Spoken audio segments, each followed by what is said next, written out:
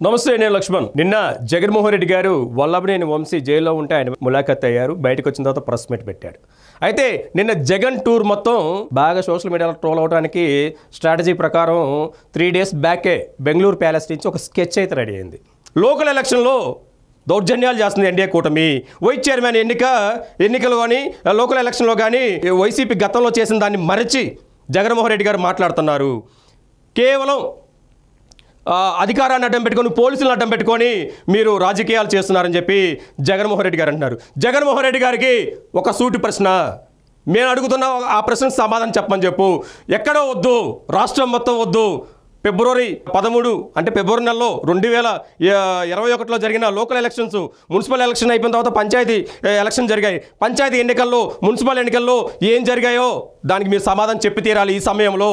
ఎందుకంటే ఇప్పుడు ఎన్డీఏ కూటమి చేస్తున్న అభివృద్ధి కార్యక్రమాలు వ్యూహాత్మకంగా ముందుకు వెళ్తున్న రాష్ట్ర అభివృద్ధి కోసం వ్యూహాత్మకంగా ముందుకు వెళ్తున్న ఎన్డీఏ కూటమిని చూసి వైసీపీ కౌన్సిలర్లు అయితే ఎవరైతే ఉన్నారో, లోకల్లో కార్పొరేషన్ లెవెల్ ఉన్న కార్పొరేటర్లు ఎవరైతే ఉన్నారో వారందరూ స్థానిక ఎమ్మెల్యేలను కలిసి వాళ్ళు మద్దతు తెలిపి వాళ్ళు పార్టీ మారుతున్నారు. స్వచ్ఛంగా, ఒత్తిడి లేదు, కిడ్నాప్ లేదు, కానీ పోలీసులను అడ్డం పెట్టుకొని మీరు రాజకీయాలు చేస్తున్నారని చెప్పడం హాస్యాస్పదం. మీరు గతాన్ని మర్చి మాట్లాడుతున్నారు. 2021లో జరిగిన లోకల్ ఎలక్షన్లో పల్నాడు ప్రాంతంలోని మాచెల నియోజకవర్గంలో 77 పంచాయతీలకి 74 పంచాయతీలు మీరు ఏకగ్రీవం చేశారు. దానికి ఆద్యుడు మాజీ ఎమ్మెల్యే పిన్నెల రామకృష్ణారెడ్డి.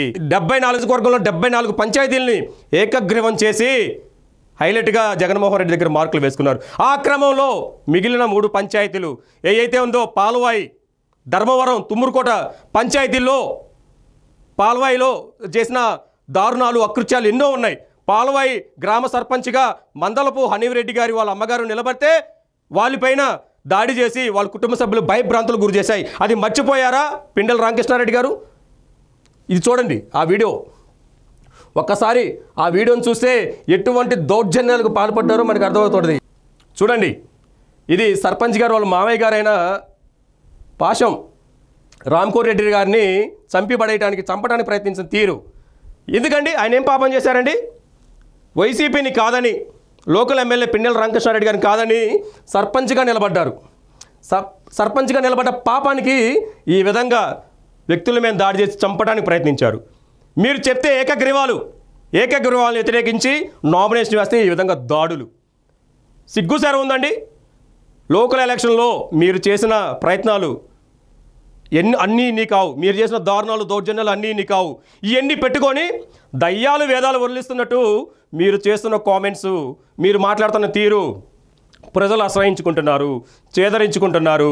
వల్లభనేని వంశీ ములాఖత్ టూర్ అనేది అట్ర ఫ్లాప్ అయింది. ట్రోల్స్ రాజాలాగా జగన్మోహన్ రెడ్డి అండ్ కో మిగిలారు అన్నది ఈ వీడియో సారాంశం. వీడియో నచ్చితే కామెంట్ చేయండి, లైక్ చేయండి, షేర్ చేయండి. మరిన్ని విషయాలకు అప్డేట్స్కి సబ్స్క్రైబ్ చేయండి.